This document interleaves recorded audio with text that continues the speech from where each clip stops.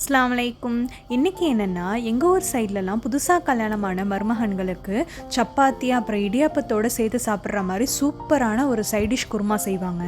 இதோட டேஸ்ட்டு கறி குருமாவையே தூக்கி சாப்பிட்ற அளவுக்கு சூப்பராக இருக்கும். வாங்க இப்போ அதை எப்படி செய்யலாங்கிறத பார்க்கலாம். அதுக்கு ஒரு பாத்திரத்தில் கொஞ்சமாக எண்ணெய் விட்டு பட்டை, கிராம்பு, ஏலக்காய், வெங்காயம், பச்சை மிளகா, வெங்காயம் வதங்கிறதுக்காக தேவையான அளவு உப்பு, அதுக்கப்புறம் இஞ்சி பூண்டு பேஸ்ட் போட்டு நல்லா வதக்கிக்கணும்.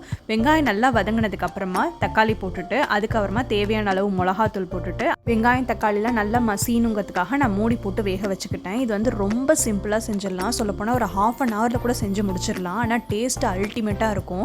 கண்டிப்பாக நீங்கள் ட்ரை பண்ணி பாருங்கள். அதுக்கப்புறமா இதில் நான் என்னென்ன மசாலா ஆட் பண்ணியிருக்கேன் அப்படின்னா மஞ்சத்தூள், ஜீரகத்தூள், மிளகுத்தூள், அதுக்கப்புறமா கரம் மசாலா, அப்புறம் மல்லித்தூள், இதுதான் ஆட் பண்ணியிருக்கேன். நம்ம கறி குழம்புக்கு என்னெல்லாம் மசாலா ஆட் பண்ணுவோமோ அதே தான் இதுலேயும் ஆட் பண்ணணும். அதுக்கப்புறமா எவ்வளோ தண்ணி தேவையோ அதை ஆட் பண்ணிவிட்டு நல்லா மூடி போட்டு நல்லா கொதிக்க விடணும். அந்த மசாலாவோட பச்சை வாசனை போகிற அளவுக்கு அது நல்லா கொதிக்கணும். கொதிக்கிற கேப்பில் நமக்கு எவ்வளோ தேங்காய் வேணுமோ அந்த அளவுக்கு நம்ம தேங்காவை நல்லா அரைச்சி எடுத்துக்கணும். இது நல்லா கொதிச்சதுக்கப்புறமா நம்ம அரைச்ச தேங்காவை இதில் ஆட் பண்ணி திரும்பியும் நல்லா கொதிக்க விடணும்.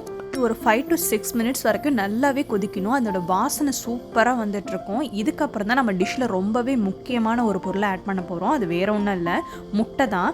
நமக்கு எத்தனை முட்டை வேணுமோ அத்தனை முட்டையை நம்ம வந்து உடச்சி அதில் ஊற்றிக்கணும். ஆனால் என்னென்னா மிக்ஸ் பண்ணிடக்கூடாது, முட்டை வந்து கலந்துடக்கூடாது. அது அப்படியே முழுசாகவே இருக்கிற மாதிரி பார்த்துக்கணும்.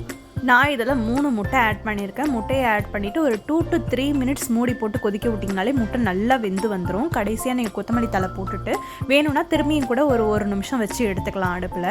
அவ்வளோதாங்க, சூப்பரான முட்டை குருமா ரெடி. வாசனை சும்மா கம்மன் இருக்கும். இதை நீங்கள் சப்பாத்தியோட, இடியாப்பமோட, ரைஸ் கூட வச்சு சாப்பிட்லாம். சூப்பராக இருக்கும். கண்டிப்பாக ட்ரை பண்ணி பாருங்கள்.